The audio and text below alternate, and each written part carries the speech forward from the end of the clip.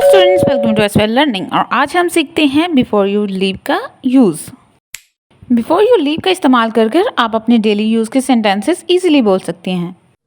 खाना खाकर जाना, have dinner before you leave. Number 2, कपड़े बदल कर जाना, change your clothes before you leave. Light बंद कर जाना, turn off the light before you leave. Phone charge करके जाना, charge your phone before you leave. खिड़की बंद करके जाना, close the window before you leave. Homework मुकम्मल करके जाना, finish your homework before you leave. मुझसे बात करके जाना, talk to me before you leave. पानी पी कर जाना, drink water before you leave.